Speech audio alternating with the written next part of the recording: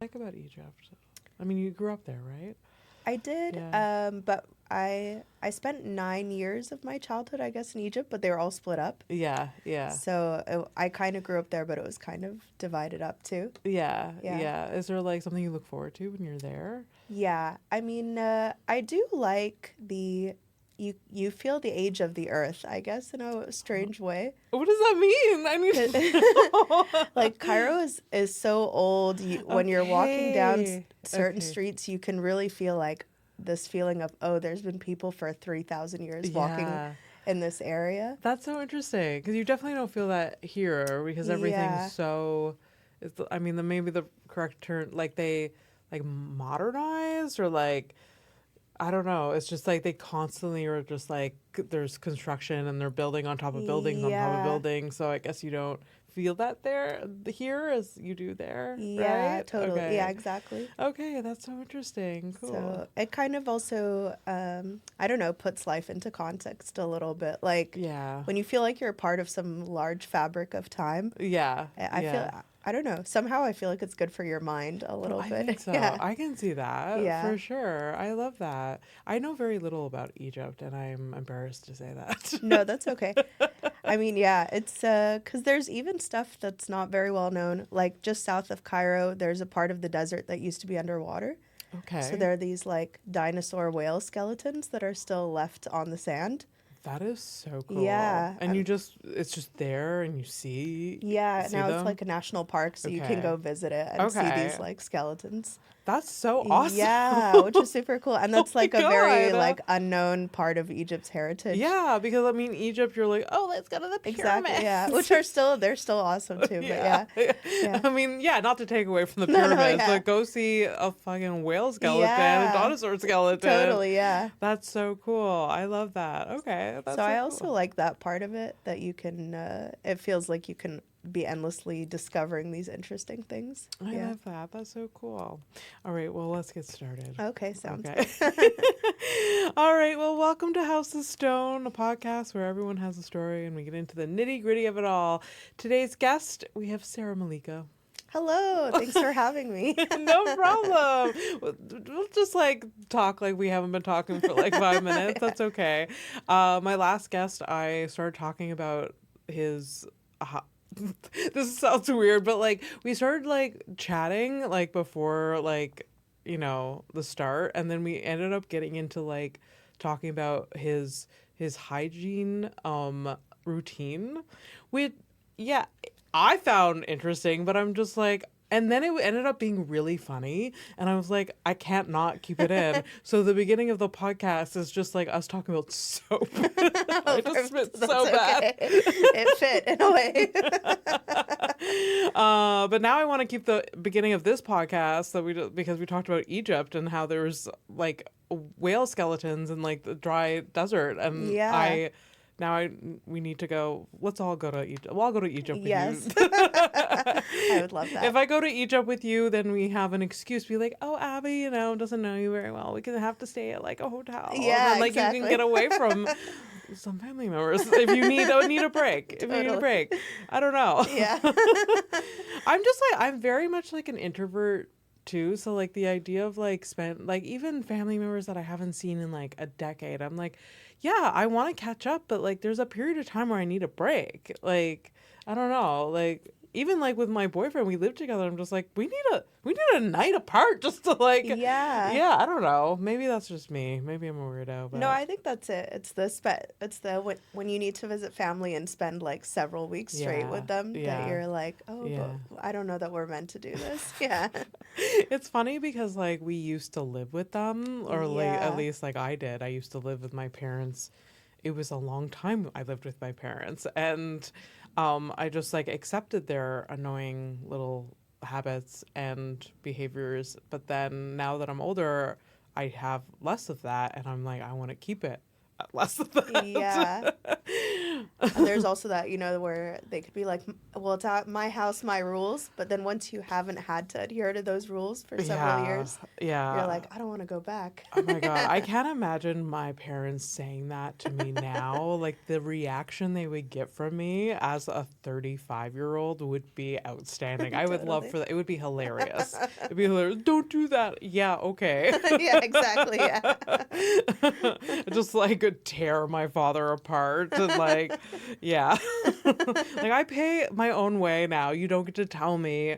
You don't pay for my cell phone anymore. You don't get to tell me what to do. Totally. But that's okay. That's all the joys of growing older. Exactly. I don't know. Anyways, I wonder if we asked our parents, like if they talk about like their parents, whether they feel the same, like we need distance type thing. Totally. I don't know. Because I know that my mother and my grandmother love each other, but that they absolutely neither of them would want to cohabitate anymore. Well, there you go. Yeah. So your mother would be a hypocrite if she like judged you for being like, yeah, you know what, we need some space. Let's not live together. Yeah, absolutely. Yeah.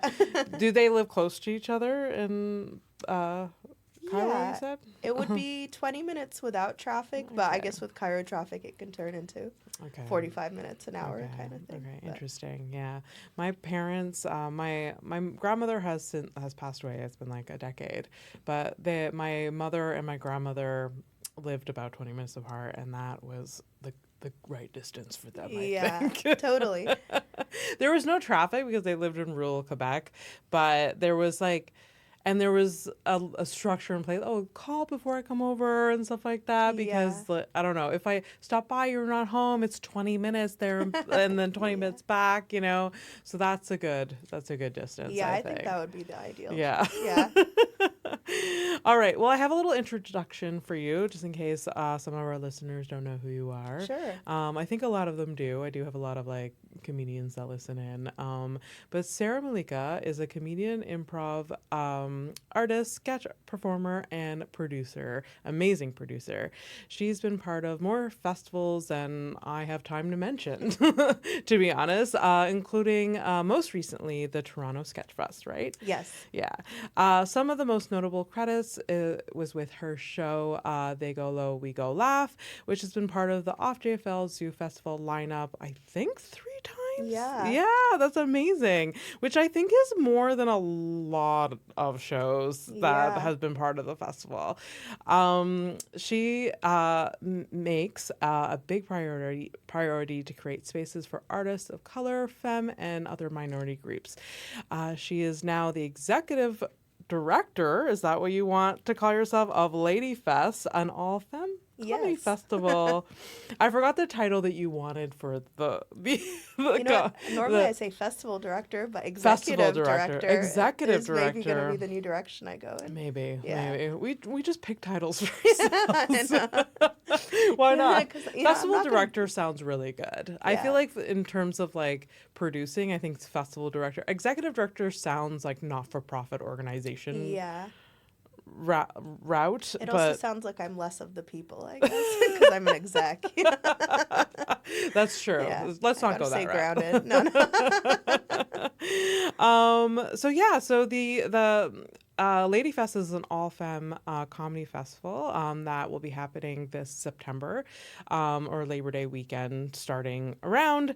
When I see her on stage, and I am just like in awe with her grace and talent, so I'm so happy to have you here. Oh, thank you so much. Oh my gosh, no problem. I've been wanting to have you on for a long time. I think we tried to schedule this like in the fall, and then life got in the way. In the fall it was in my home studio, so this is a step up. So maybe it's good. Here. Maybe we that we waited a little bit. I wanted to start with talking about They Go Low, We Go Laugh. Just tell us about it, people that don't know about it. Yeah, it was. I started in improv in Montreal. Yeah. And I was already noticing that there weren't very many people of color involved. Yeah. So I started by producing an improv show first. Okay. But then as I was getting more and more into comedy, I was noticing that there are very few women like me. Yeah. And that often I'd hear, well, it's just because they're just not funny. was the response. You've heard this. Yeah. You've heard this. Oh, Jesus Christ. Okay. And I was like, I don't think that's it. I think it's because a lot of traditional comedy spaces are so abrasive to women in general. And then there's like the other layer of when you're of color. Yeah. That women don't even want to get involved because they're like, I don't need to be in this abrasive place. Yeah. So that inspired me to create a show where women of color can try comedy for the first time also, to kind of give them that entry point into like, oh, this is what it would be like to do it, and to just build some confidence so that if they do want to go into those traditional comedy spaces, that they have some confidence in their material. That's so amazing. And you've definitely succeeded at doing that. Like, there's been so many comedian artists, storytellers that have come out of They Go Low, They Go Laugh, and they've gone on to doing huge festivals, right? So it's been really incredible to see, and I just can't believe someone said that to you. Oh, they're just not that funny. That's just so I shouldn't be surprised, because like, I mean, there definitely was the narrative of like, oh, women are not just that funny. So I guess I shouldn't be surprised that it just went one step further. Yeah. That's such a bummer. And so when did it all start? So it started as an improv show. What year did it start? I was producing an improv show called Color Outside the Lines. Started in 2017. Yeah. And then I started They Go Low, We Go Laugh in 2019, actually. Okay. But then, of course, we had the pandemic. The pandemic, the panda. So, yeah. And then after, when spaces were opening up again, I realized They Go Low, We Go Laugh was what like made me more passionate than the improv show. Yeah, absolutely. So you started in the arts as an improv performer? Yes. Okay. What inspired you to get into improv? There were two things. The first thing was I was friends with a lot of theater kids in school. Okay. Were you part of like plays or anything? I was always kind of on the, what's the word? But like adjacent to it?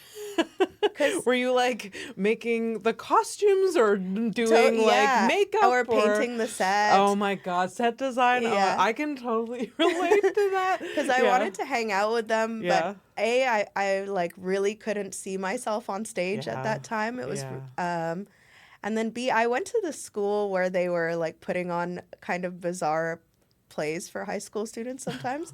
Like they put on Three Penny Opera. What is that? It's this. Should I know? No, you don't need to know at all. No. I only know because they put it on there.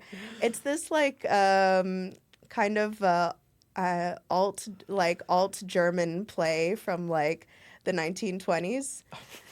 And the only roles are, and then I remember the theater teacher was like, oh, you should audition because then you could be in the show with your friends. Yeah. And I remember having to tell them, oh, my parents wouldn't want me to play a sex worker because that was the main role for girls. Imagine having to tell a high school teacher that, just like, just so you know, this maybe isn't the greatest move for me. Yeah. I was like, they're the ones who have to drive me back and forth to rehearsals, and they won't.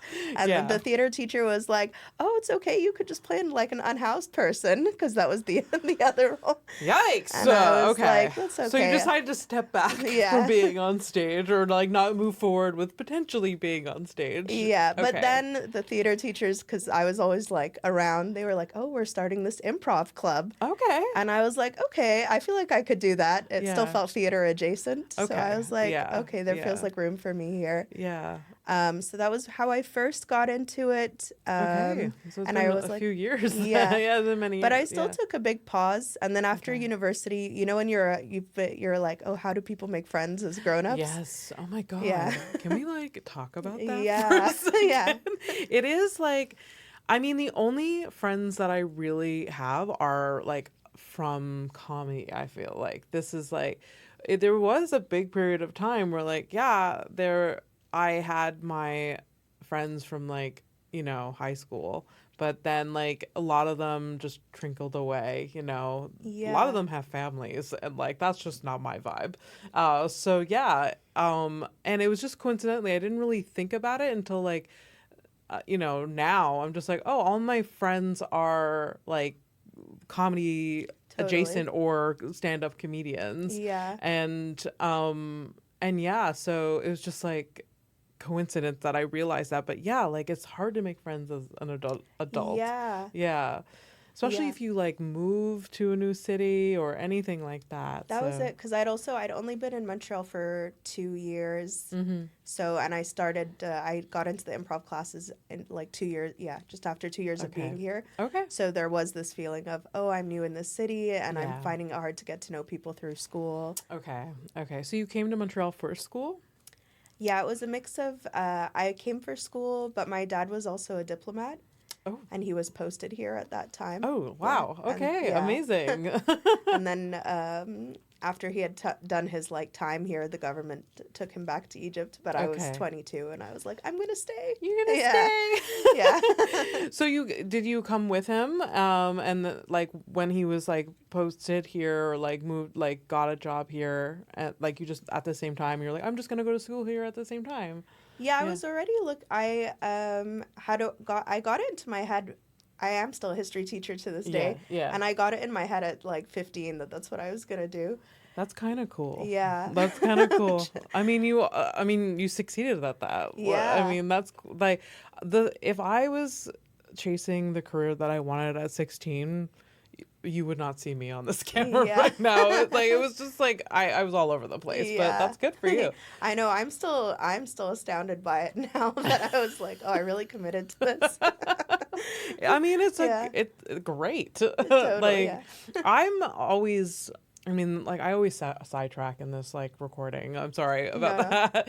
I'm always amazed of how teachers just like. I don't know how to like describe it. Like I'm amazed by teachers for many reasons.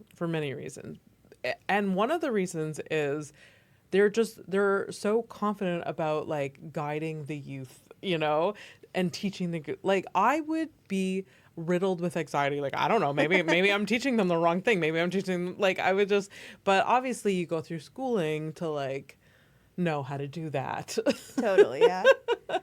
Yeah. I mean, there is a mix of, like if you're it's like kind of being in a room with like 30 baby deer who barely know how to walk. So part of you is like, I'm smarter than them.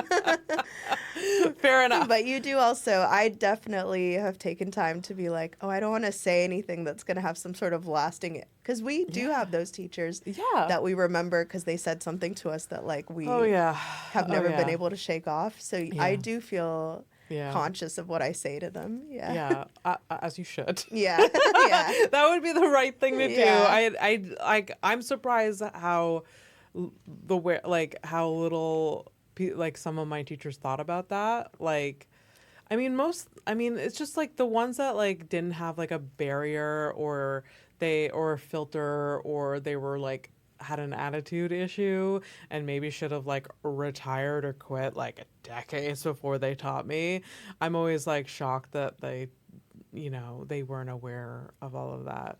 One of like the funniest thing that's like stuck with me with like a teacher said was like, it was about this time of year, like in school, where like a teacher like came into class and was like, listen, we all collectively have to learn how to use more deodorant because it fucking stinks in here.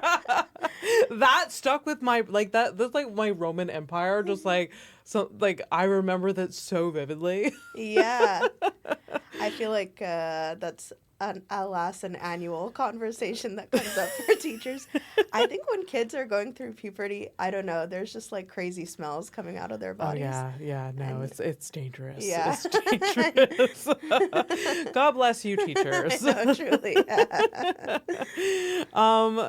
So where was I with that? You started like doing improv. So you after you finished. Was it after university that you were? Yeah, so I'd already seen that McGill had this like master's in teaching program. Okay. And then when my dad was posted here, I was like, oh, perfect. Now it's like much easier to go to McGill than it would have been. Yeah. Oh, for sure. I mean, it would have been great if like my parents lived in Montreal and just like yay, I get to go to school. Yeah. And not have to pay rent or as much yeah. rent or whatever. Yeah. That's so awesome. So you started doing improv here. And when did that move on to doing, like, exploring more of the arts? Like, you do sketch now, you've done stand up, and obviously, like we said, like, you produce these shows. Like, when did it start to expand? Yeah, I think there were different people involved.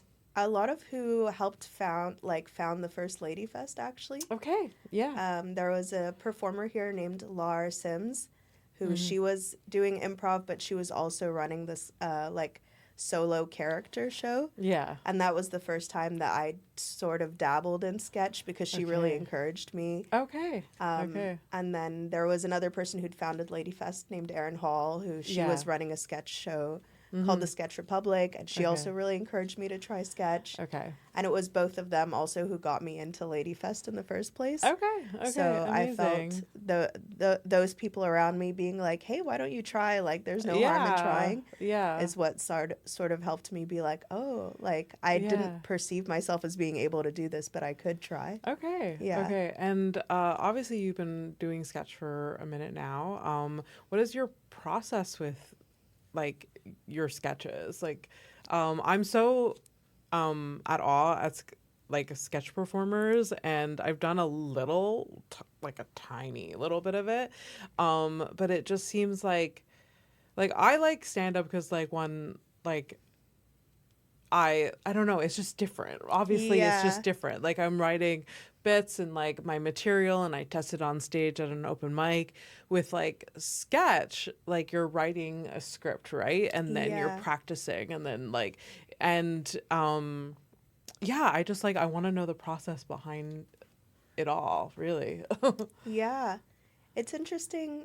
You'll see something that you maybe observe to be funny, Yeah. but with sketch you're trying to map it on to almost a It's- different circumstance that Yeah. makes it even funnier. Yeah. I wrote a sketch about Greta Thunberg trying to enlist Malala Yousafzai into like a Supergirl group, but she's enlisting her in the bathroom. That's And hilarious. and That's pretty good. yeah, because I was just thinking about how, like, in a lot of movies, or even, yeah, whether it's like Yeah. Queer Eye or even with Mm. wedding proposals, people are putting somebody on the spot suddenly. Yeah. Yeah. And it's often like a really huge conversation, but Yes. there's cameras. Yeah. And so in the sketch, obviously, there's cameras that suddenly appear too. Yeah. Yeah. So then I was like just thinking on that premise of Yeah. putting people on the spot of Yeah. like what a bizarre thing that is that we've. It is a weird thing, Yeah. especially, like, in reality TV, that we've come accustomed to. Just like, it's time to talk about this. Yeah. In front of a bunch of people. Yeah. And On this Queer is Eye, it's crazy sometimes. probably should be some sort of mental Yeah. health professional Exactly. Yeah. involved, but there isn't. Yeah. But yet here we are. Yeah, exactly. Yeah. Hopefully they have some sort of professional involved. I don't know Yeah, I don't know truly, I things don't know about the either. production. I don't know. Yeah, it's wild. And then, Yeah. like, I just eat it up. Yeah. I will watch all of it. Totally. Yeah, I know. Me too. I'm like I definitely wouldn't want to be in this person's situation, but I can't look away. Yeah, I can't look away, and I Yeah. need to know the end results, and hopefully they got better and not worse. Yeah, I know. So you come up with these ideas just from, like, you know, living your life. That's what I'm getting. Yeah. Yeah. But it helps too. I think I do like collaborative comedy a Yeah. bit more than the solo comedy. Yeah. Yeah. But it takes you time because some people are coming into sketch. They might have been more theater people themselves. yeah. Yeah. Or some people were stand-ups and then coming into Yeah. sketch. And I think I work more with Missine and Goulet and Portia. Yeah. And Yeah. they're all coming from like they're all strong joke writers. Yeah. And I find that like the more enjoyable way That's to write amazing. sketch. Yeah. Yeah. I mean, it helps when the person has a background of just being funny, because, like, Yeah. I mean, I guess not all sketches have to be funny, do they? No, right? No, not necessarily, yeah. Yeah, but, like, I mean, maybe that's just, like, the goal is to like make the audience laugh, right? Yeah. So it helps that like you're collaborating with other people that do have that like, I mean, it does take like a comedic brain, right? Totally, yeah.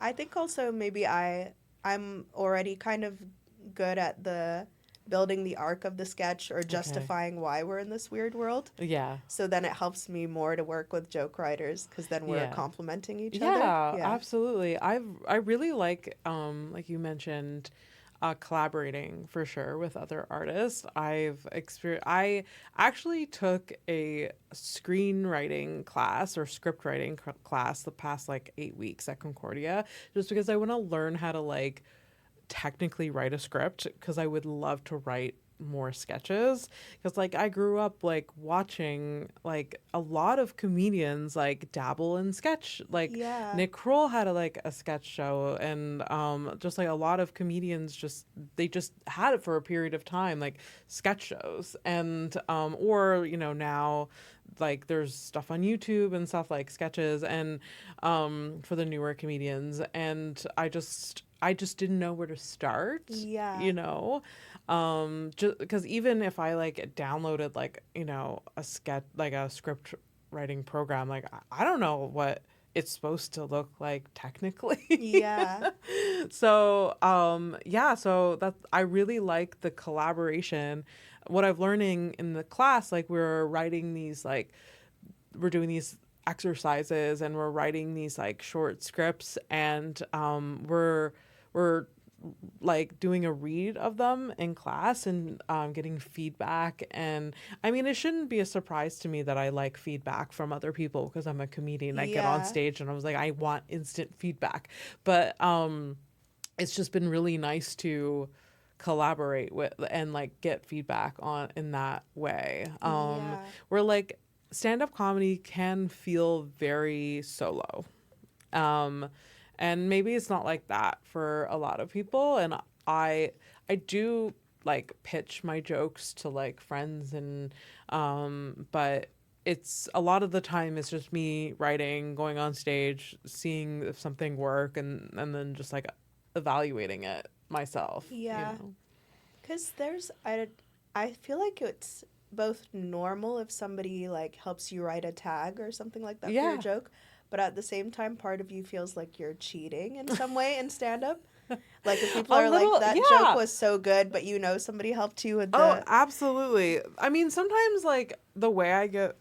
That's happened to me many times, and the way I get over it is just like, I went into like pitching this joke to someone for help, and they would never write this tag in their joke, because because my jokes are very autobiographical. So I'm like, you're not going to talk about how like being a woman with hearing loss, because you're my boyfriend, and you're just, that's not who you are. So you like so I think that's okay too. And I've had like writing sessions with other comedians, and but it is like it's hard, because sometimes I'm like, I feel bad like actually moving forward with this like tag. Versus in sketch there's more of an assumption that different people have pitched in. Absolutely. So do you and the people you're doing sketches with mostly now, do you have like a routine? Like, do you guys like Zoom once in a while and like just like write together, or like what's your process with them? I think so far it has been this thing of applying to festivals and then seeing if we get in, and then that and then writing helps give us a deadline. I think it is hard with the arts, to figure out how to motivate yourself. It is. So in a way, when you have a show coming up where you're like, okay, we have this show, it helps mobilize you. Oh, it puts a fire under. For sure, 100%. But before an occasion like that, we'll start by Zooming and writing our scripts just over Zoom first. Which I think is also it's also nice when people are able to work in that way at the beginning. Absolutely. But then with sketch, after a while, even with stand-up, you might want to figure out your physicality, where you're going to place yourself on the stage at different points. Absolutely. So you have to practice together, obviously. Yeah. Were you guys part of the Montreal Sketchfest this year too? Yeah, we were also, Yeah, I forgot to mention that. Like I said, Toronto, but Montreal just happened. Yeah. How was that? It was really fun. I feel, Montreal Sketchfest it feels heavy on the fest, which I feel like a lot of festivals forget to do. Like sometimes you go to festivals, but it really feels more like some sort of industry showcase. Oh, really? And you're not having a good time at all, but really, yeah, where you're like, oh, yeah, so the stakes feel really high, but you're like, but I'm just trying to figure out how to do this still. Was that what it felt like? Is that what you mean? It felt like that here in Montreal, that it was? No, in Montreal, I would say it's the opposite. Okay. It's more the like, oh, this is a moment for our community to celebrate each other and have a good time, but the stakes don't feel so high. Yeah. So you feel like you can still experiment or explore. Okay, good. Yeah. I mean, I like that a lot more. I mean, definitely festivals can feel very, like, a lot of pressure, for sure. Like, you have a big festival coming up. Yes. So there's probably, that feeling of like, oh, it's cool, I'll be in this place, but the stakes feel high. I have to be honest, Sarah, I have been, like, putting it at the back of my mind. That's totally trying fair. Not to think about it, because, like, I'm in the midst of just, like, barely holding on. Like, we've talked about it, just like, okay, we feel burnt out and tired.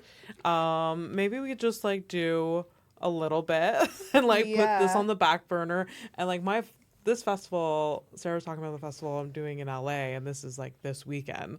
I have just put it at the back. I'm like, I know I'm going.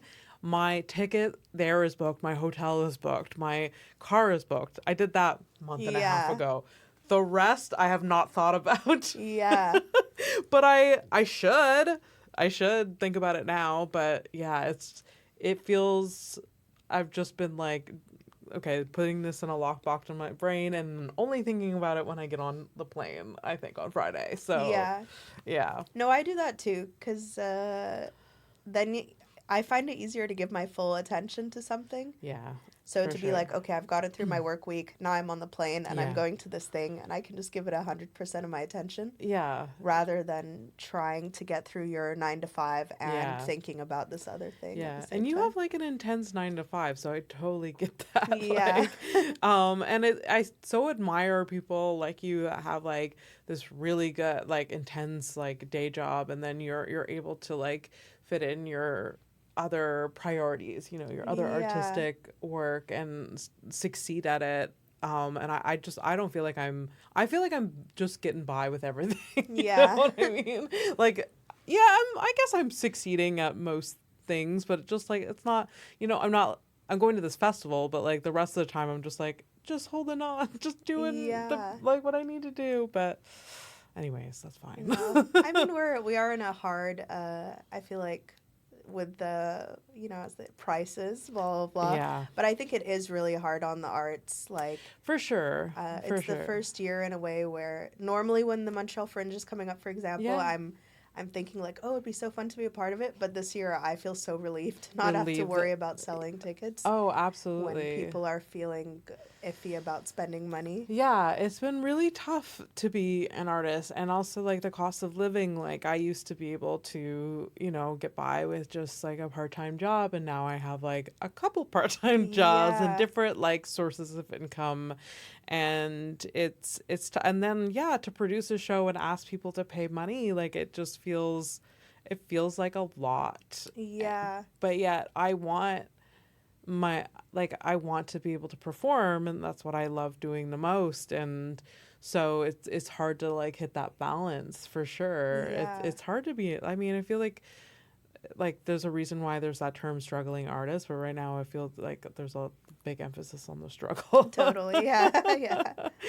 But that's okay. Yeah. Hopefully we get through this. For sure.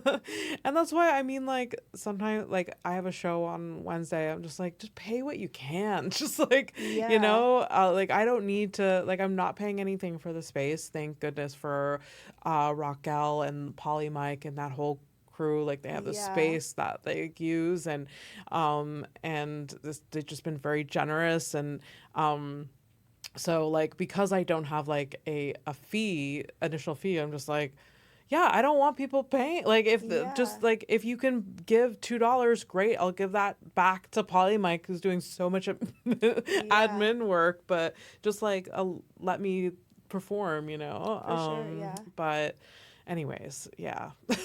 I go on tangents. No.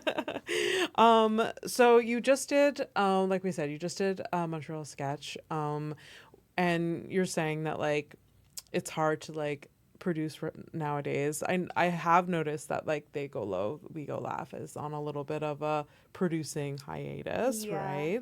I think also because it's a women of color show, when there's like big international conflicts, it also, our audience members are they're feeling the ripple effects of that too. Especially like, I'm Egyptian myself, so I kind of attract other Middle Eastern North Africans too. So I was also feeling I think there's a mix though of people wanting to still go out and like laugh sometimes and have a break. But I was just finding it challenging to produce within that context too. Very, very fair. Very fair. Do you see it like maybe during Ladyfest it coming back, or do you just think you're just gonna wait a bit and see? I do feel that it was a space that was a really like beautiful, refreshing space, and I met a lot of really interesting like and amazing people through it. So I think, just taking a break for a few months is helping me be like, okay, I can get back into it. I think I was just recognizing that to produce right now, you need to have the energy to hustle a little bit. For sure. And when I was feeling drained, I was like, I don't know if I can hustle right now. But taking some time to rest kind of gave me that push. Rest is productive for sure. It's good for you to recognize that. I feel like a lot of us artists don't really do that. We don't take a moment to be like, hey, like, I need to like slow down a little bit in order for it to be like the most successful like thing or project that it can be. For sure.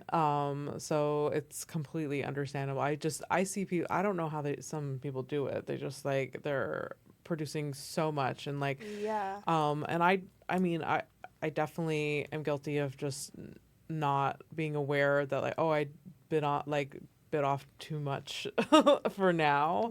But I've definitely, thankfully, been like, no, I need to cut this out. I need to stop this. I need to, but it's hard to like figure that out. And I would still say, because I produced online shows in the pandemic. Even I lost my dad 2 years ago, and I started producing, I think, just 3 months after. And that same year, I herniated 3 discs in my back during Ladyfest. Oh, jeez. But even after I had surgery on my back, I was back on stage, I think, 3 weeks later. Sarah. So even with that, I didn't know my limits either. So live and learn. But I was just getting to the point of being like, I think there's been too many ailments now. Just need to halt. Totally. Maybe after a back surgery, like that's a one sign that like maybe I need to take a break. Totally. Oh my gosh, that's so brutal. Can I ask how you hurt your back so brutally? Like, I think it must have. I feel it was a mix of things. Okay. I had a phase of outdoor running, so I think that's hard on your back. It's very. It did happen the same year that I lost my dad, so I think I was also extremely like stressed that year. Fair. And then imagine like, well, my sketch performance is very physical. I do backwards somersaults. Go check Sarah out. Exactly. Then I would hope that they would. That's such a bummer. Oh my goodness. But I mean, I'm glad you've found a balance now. Totally. And I mean, the stage and show will always be there. For sure. That's for sure. How do you feel about the state of women in comedy now? Like, are we getting better? Are like people treating us better? Or like where do you think we stand now? I do think it's so much better than Yeah. when I look at the comedy scene now compared to 2019. It's already Absolutely. completely different. Oh yeah. Yeah. Like there's so much more women right now producing and Yeah. performing in all the different spheres of comedy in Mm-hmm. Montreal. Mm-hmm. I think the interesting thing that's happening, I'm going to compare it this. I feel like women in comedy right now are almost like TikTok in a way. And then the regular comedy scene is almost like the U.S. government. Oh wow. Okay. Where Yes. there's this feeling of I just hear a lot of like I feel like a lot of the shows in Montreal right now that are queer spaces or women-led Yeah. spaces, there's more of an emphasis on like paying performers in some Yeah. way. Mm-hmm. And I feel like I hear ripples of the traditional comedy spaces maybe being frustrated with that, of being Yeah. like, well, back in my day, I wouldn't get paid for a Wednesday night spot or whatever. Yeah. So they're Yeah. feeling this annoyance with this space that's really that's Mm-hmm. doing things in kind of a helpful or innovative way. Yeah. Absolutely. There's like a fight back towards like progression or like, growth. Yeah. A little bit. And yeah, that's a big bummer. And I do agree that like I started in 2017, and when I started Call Me, I am not lying, there was like 5 other female comedians, Yeah, I stand-up believe that. comedians. I don't know Yeah. about the other like, different pockets like sketch or improv. Um so there it was very small. And like I remember like the first like show that I did, it was at the Comedy Nest, and the booker was like, "Oh, because you're a woman, you'll probably get booked more here on the Tuesdays and Wednesdays, which is their open mics, because we want to like, obviously show like more like female Yeah. comedians." Which I'm like, "Oh, that's really nice." That was my first sign that like, "Oh wow, like so it's." I've heard of like, because before starting stand up, I was a big fan of stand up, so I've Yeah. heard before like, oh, it's different for women in comedy, and I was just like, whatever, just like go and do it, like Yeah. who cares? But like it has been really the first few years it was like a bit challenging, because I felt not like I was intimidated by like a lot of aspects of it, but because I would be the only woman on the lineup, and it would be a small show, and I felt like an added pressure as For sure. well, because I'm like, oh, I don't want to be the only woman, and the only woman that like doesn't do well. Or Yeah. like I feel like, I mean, I know every comedian wants to do well no matter what, but like if I had like a bad set, then I'm just like, oh, but I was like a bad set, and I was like the only woman, Yeah. like, and so I felt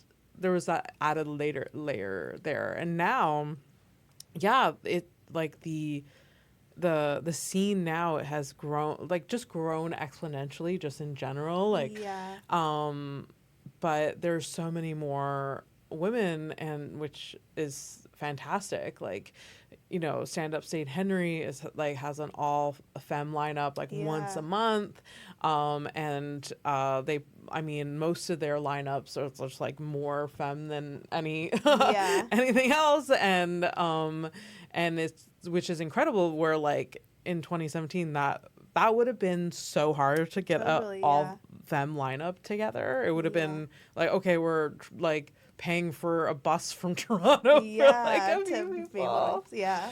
Yeah. And yeah, I mean, I feel like a lot of independent producers are trying to fight for like, okay, well, we're gonna pay our acts fairly and like Yeah.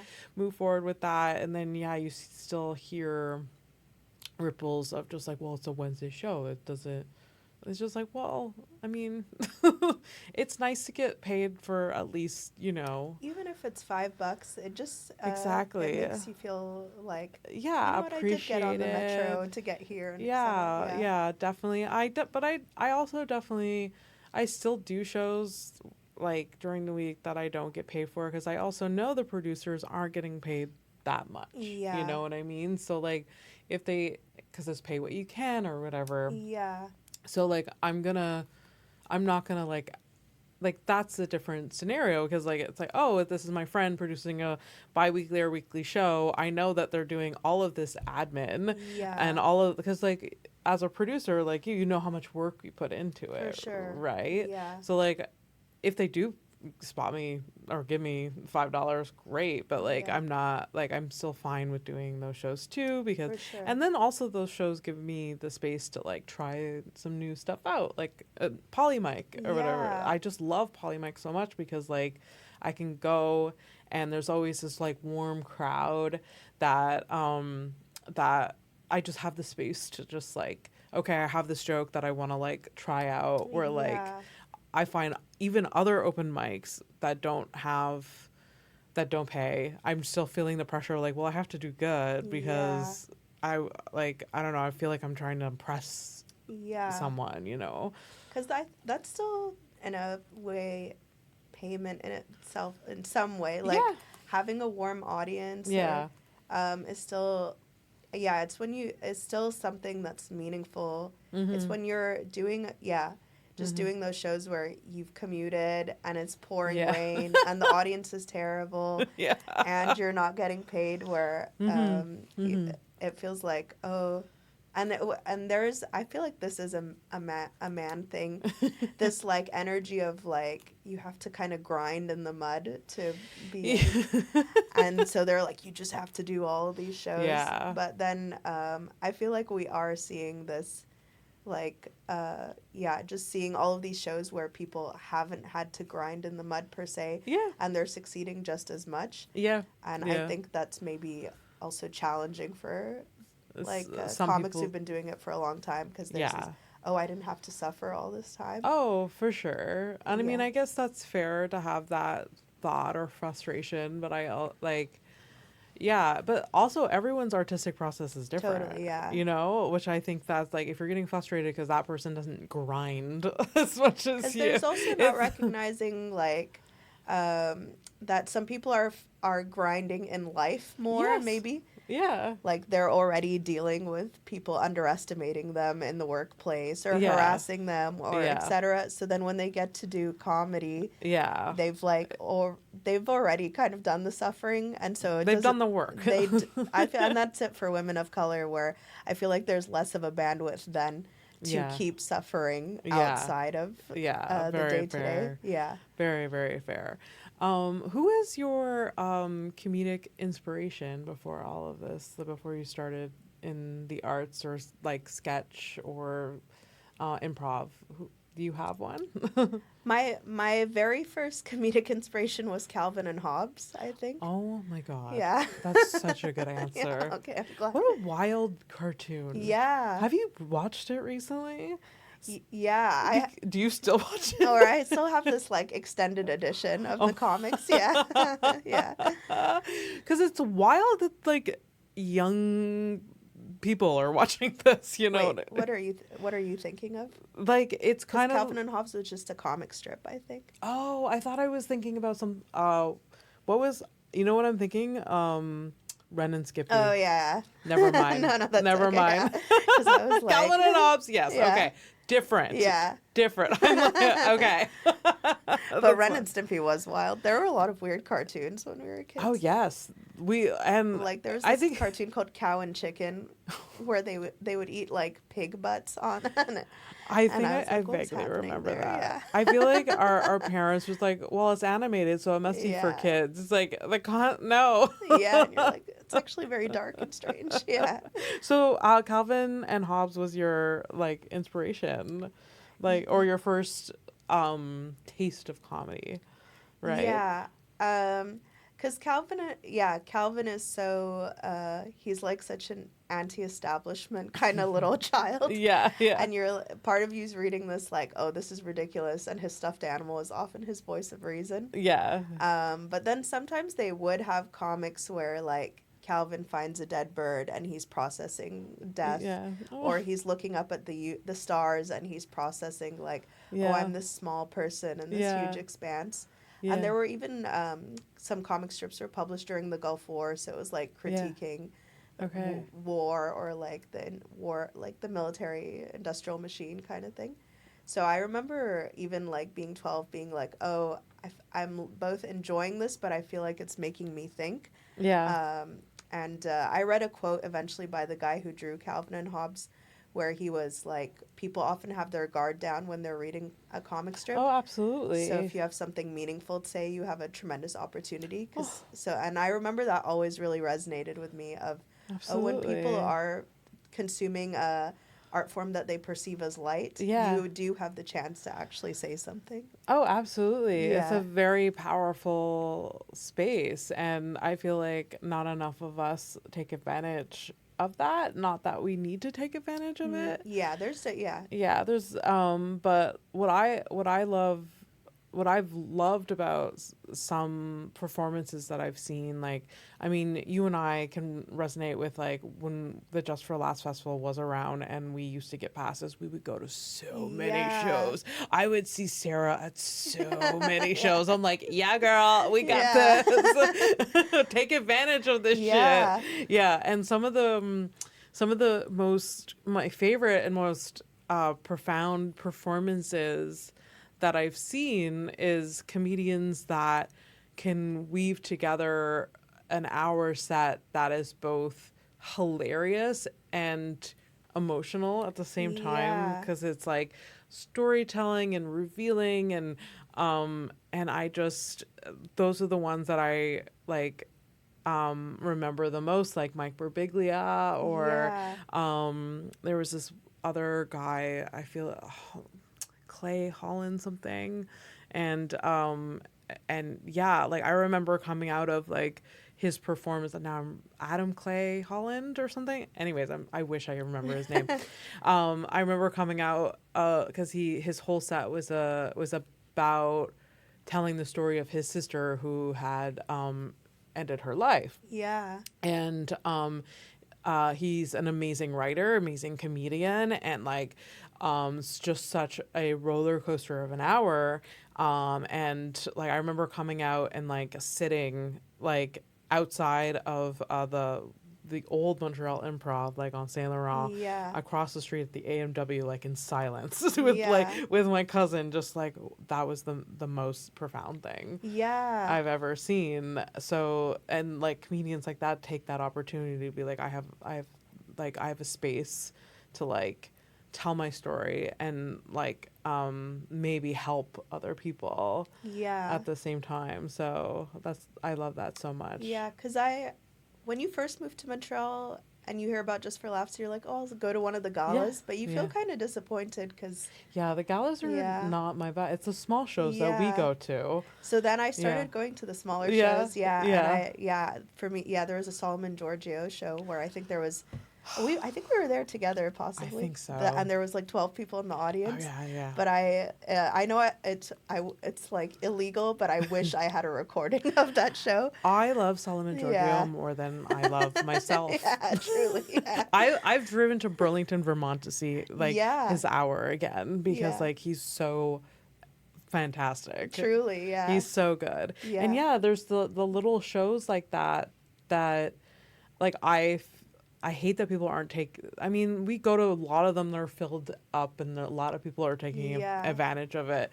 But yeah, that show had very few people and I'm just like, I can't believe it. Yeah. I can't believe it. And I guess it was like years ago when there was maybe more shows available. So Yeah. I guess there was more opportunity for like some shows not to do as well Yeah. as others. Where like I feel like last year we had there wasn't the lot. There was still it was still an amazing stacked like lineup, but in years previous like there was tons of shows, Yeah. right? And yeah, I can honestly say I've been to one gala ever, Yeah, me and too. like the rest were just the small shows at like Theatre St. Catherine or the Montreal Improv or like Yeah. Mainline Theatre or like the Diving Bell, and just like little tiny like Yeah. shows that like or like little gems, and it was just like, oh, this fits in my schedule, so I'm going there. Yeah. And not really having much context of like who the people are. I just kind of knew these comedians, Yeah. but and then just being blown away. That's my favorite thing about the festival. Yeah, me too. Yeah, and I'm so sad it's not Yeah, happening this I know. year.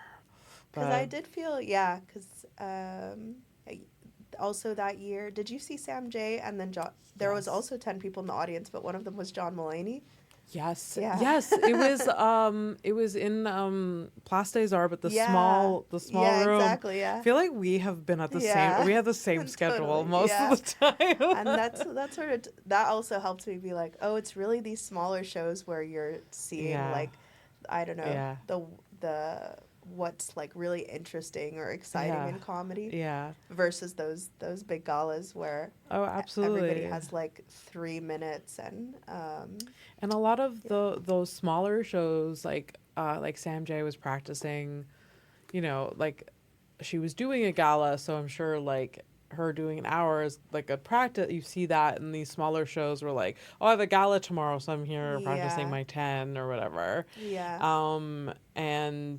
And yeah, like I was at that Sam J show, and yeah, John Mulaney, and there was a few other people in the back. I think it wasn't just him, but John Mulaney was in the back. I love John Mulaney. Oh my god. Yeah. Yeah. You were like, I always am bummed out about, I mean, I'm sure you experienced this because you produce shows at the festival where you get these artist pass. Yeah. And I mean, you book all of these other artists to be on your show and they get an artist pass. And like, I always like run into some of them during that week. I'm like, oh, what shows have you seen? Oh, I haven't seen anything yet. Yeah. And I'm like, what? I know, because I'm like, this is really just an unreal opportunity that this pass gives you. So I'm like always bummed that they're not like taking advantage of it, but yeah, I don't know. I can't think of but it's just like I don't know, if somebody loved painting and then you get to just watch the like coolest artists in the world all paint and you have a free pass to see that. Exactly. Yeah. I mean, and some of these people, they're going to like Montreal shows every night of the week, and because they're like performing or their friends are performing, like why aren't you going to like these amazing like pro comedians that you normally have to pay so much money to see? But I would say that Guled, who's my partner, was the person who like helped me see that better. Yeah, because Guled is like so deeply passionate. Like he loves stand up. Yeah. He'll watch stand up for every night. He's watching specials or clips from Don't Tell Comedy or things like that. Yeah. So Guled was the person who would be like, you should go see those Lucas brothers. Like I think you'll like it. Yeah. And that where I wouldn't have maybe thought to go see as many as I did. Okay. And then when he like kind of was talking to me about all these different artists where I was like, oh my goodness, like these are just so many interesting different people with different comedy sensibilities. Oh, absolutely. Absolutely. Yeah. I wanted to move on. I mean, we're nearing the end, which is such a bummer, but I wanted to move on to Ladyfest a little bit. Yeah. So Ladyfest is happening in September. You have been part of it for a few years now, but the last 2 years you've been spearheading it. Yeah. So how did you get involved? I know the answer to this, but how did you get involved with Ladyfest? Yeah, I just produced let me gather the narrative. I decided to produce that improv show called Color Outside the Lines. Mm-hmm. And so and that was sort of a reaction to the Trump administration. Yeah. Because I was feeling like, oh, everybody who votes for somebody that I wouldn't vote for it can't just be that they're just a bad person. Yeah. So I was feeling that Calvin and Hobbes also ethos of, well, maybe if I have a comedy show where I could reach people, then that could be a way of like connecting with people that I might normally connect with. Yeah. And so I produced one of those, and Lar, who was a part of the improv community, was like, oh, we're going to do this festival called Ladyfest, and we'd love for you to be an organizing producer with us. Amazing. And so that was, or actually, and even, sorry, I forgot, the year before that, I'd also performed as a storyteller during Ladyfest.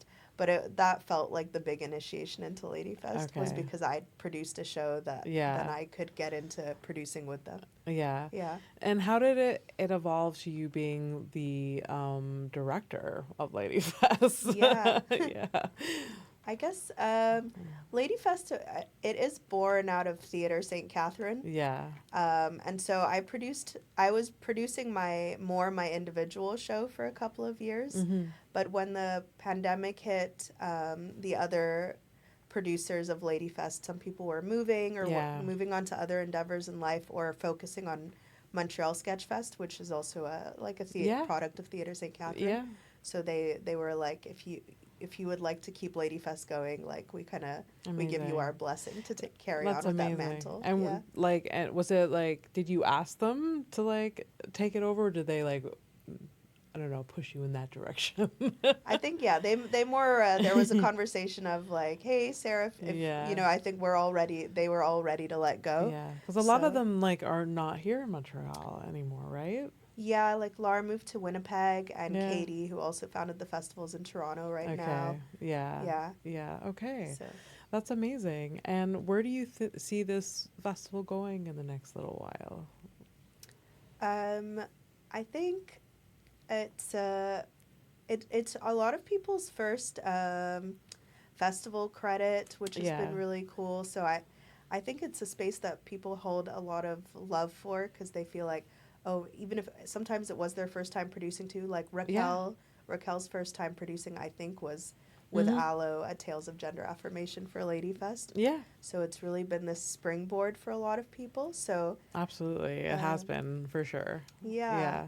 So I see it both continuing to be that, but I'm also, my dream for it would be that it expands enough that it can both be a springboard for new talent, but that we would also have the framework to be able to bring in like more experienced comics. Because I think, there, as we were saying with the Just for Laughs, people don't always realize how much they can learn from other comics coming from different cities. Absolutely. So being able to bring that and be like, oh, actually there's really exciting people out there, and it'll continue to help our scene flourish to connect. Absolutely. Yeah. Well, I definitely see that happening for Ladyfest. Yeah. I'm really excited about the upcoming festival. Me I mean, too. I've been part of Ladyfest, I feel like, for many years now, before the pandemic, but then it stopped, and then But since you've been involved, or like the main person, I think I've been part of it every year, and it's always such a great collection of people. I love the lineup. I love the shows that are part of it. I love the lineup. Any show that I've been part of, I'm just like, it's such a good vibe. Like the people that come are like great. It's just like a guaranteed like good time, you know? Yeah. And I really like this was bestowed to me, but that it does showcase, like last year we had your podcast, and that there's improv and sketch and stand-up. Yeah. Because I think you can get in a rut in any of those things. Yeah. And getting to interact or see comics from the other sectors of absolutely. There's for some of the shows, like it was the first time working with some like sketch performers, or just crossing paths, and like we're all in the comedy scene, but we rarely get to see each other perform, because I mean, we're going up and performing, and we don't necessarily go see another person another show because of various things. But it's just really, I love the variety of it all. It's really cool. Yeah, absolutely. Other than Ladyfest, like, what are you dreaming about doing next? What am I dreaming about doing next? I am starting to feel this wanting to have adventures. Yeah. I think, sometimes you'll periodically be like, I'd love to see the Galapagos Islands or something one day. But then for a while I've put that so far out of my mind, because I've been like, well, I'm working, I'm producing, etc. So I do have this like desire to maybe plan towards one of those dreams. Oh, absolutely. I've been taking, I feel like this is a very millennial woman thing to do, but I've been taking pottery classes. Give it to me. Yeah. Oh my God, pottery classes? Yeah. Fuck me up. I Yeah. love that. Yeah. I took one pottery class. Like my friend got me something for my class for my birthday. It was like a 3-hour thing, and it was so fun. Yeah. Yeah. Yeah. Yeah, it really has been. And it's been helpful in terms of like sometimes I'm trying to force a piece of clay into a shape and it starts to be like, I don't want to be that shape. Gives you patience. Yeah. And then it's helped me even with joke writing to be like, you know what, maybe I'm trying to force a premise onto a sketch or something like that. And that sketch doesn't want that premise. So it helps me be like, okay, well, let's see what the sketch wants. Thinking about it more is this breathing thing. Oh my God. That's very, very valid for sure. Yeah. With like a lot of like arts and crafts, it's time consuming and there's a lot more patience than like I think a lot of us like on the day to day have to experience. Yeah. So it is like, it is nice. And also like it's good for your brain, right? Just to like be able to focus on like one thing and just like really like, just focus. But a lot of time we're just like overstimulated by so many different things where like you just have to take the time. And if you like don't move correctly or slowly enough, like you can really screw it up really badly, you know, and you don't, sure. That's not the end result that you want. So I think we, in general, we don't practice patience enough. Yeah. Or like spend, you know, we're just like, so like we're in, I don't know about you, but I'm always in such a rush and like so many things are happening. And that's what, like I used to do like a lot more art. And I miss that sometimes where you're just like, I wish I could just focus on one thing. And sometimes like with like editing, like a podcast that's kind of my practice in that, like I have to like pay attention and like be meticulous about it. So, but yeah, pottery, I mean, not just for millennials. Everyone else should get into it. No, I watched like one like pottery reel on Instagram. I'm like, that's what I should be doing. I'm gonna get a kiln and I'm gonna start an Etsy shop. It looks so fun. Yeah, because there are parts of it where you just have to like you have to like hit the clay with your fist or something like that. Yeah. So then you also, if you have a little bit of rage, you need to get out. For sure. I love that so much. Well, we do have to wrap up. Oh no, but I know. I'm so sorry. It went by fast. Yeah. I mean, this hour went so quickly. Thank you so much for being here. I always end the podcast with 2 final questions, and you can choose to answer both, one or none. The 2 final questions is, and I think you kind of like said it earlier a little bit, but what is the hardest thing you've ever been through, and what are you most passionate about? Well, I think that year where I lost my dad and herniated the discs. If that wasn't your hardest year, I'm sorry. No, that was definitely one of the hardest things I've ever been through. And then I was thinking about what am I most passionate about? Because you have a lot of things. Yeah, which is good. I guess there are 2. There are 2 streams of thought. Mm-hmm. One is I grew up in church, and then the more I read the Bible, the more I realized I was kind of being tricked by like the institution. Yes. Yeah. And that's partially why I wanted to study history too. Yeah. Like, so I realized one passion of mine is not being tricked. Yes. In a way. Yeah. Because then when I studied history, I felt so like, because I'd always kind of been taught that Egypt is just like this garbage country.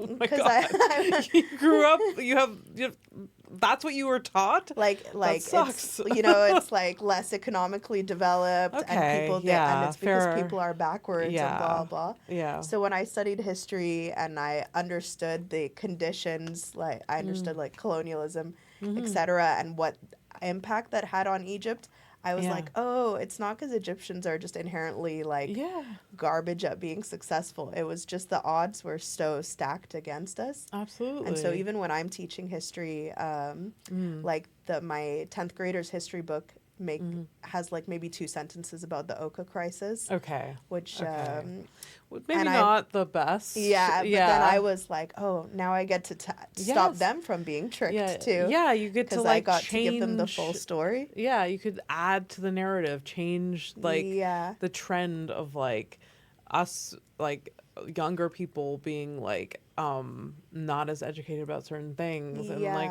what I can go on a tangent about history, but like when I was learning history, and like it was only when I was like in university or cégep when I like took an elective, like a history elective, that I like history is impacted by the person that is telling it. And like when you're learning it, when you're like a younger person, you don't realize that. You're just like, these are the facts, this is what happened. But like it's there's so many different factors that go into like what you're reading or what you're being told. Even with like, even the teacher has a bias, you know, where like you don't realize that. Like I didn't realize that till like way like later than I should have. And thank God, like I learned it like when I was in my 20s or whatever in university. And it's so important to know that. And like I'm glad that you are, you know, a high school history teacher changing this. Yeah. And hopefully there's other teachers like you out there. I know that there's other teachers like you for out sure there, but that's good. So you have a passion about not being tricked and teaching people not to be tricked. Exactly. I love that. I guess the other thing is when I was a kid and I'd meet adults who seemed soulless, I was like, I never want to be that. Yes. So I think I'm passionate about having a soul. Yeah. Well, I guess the like which comedy I think helps me with is like always having like play or whimsy or joy in my life. So I love things like Star Wars, like I could talk about, but part of that is just this extension of wanting to make sure that I always have that like wonder or play or whimsy in my life. Live with a lot of wonderment. And so I feel like all of my passions, if was going to you're distill them into two categories. You're living it. You're a very passionate person. I love that. I love that so much. Well, thank you so much for being here. No problem. Thanks for having me. Delightful. Where can people find you online? The best place is through They Go Low, We Go Laugh. On Instagram and Facebook. Awesome. And thank you to the listeners. You know where to find me, houseofstonepodcast.com. Thank you to Many Vids for this beautiful studio. Like, subscribe, do all of those things. Follow Sarah Malika. And all right, thanks. Bye. Thank you. Bye.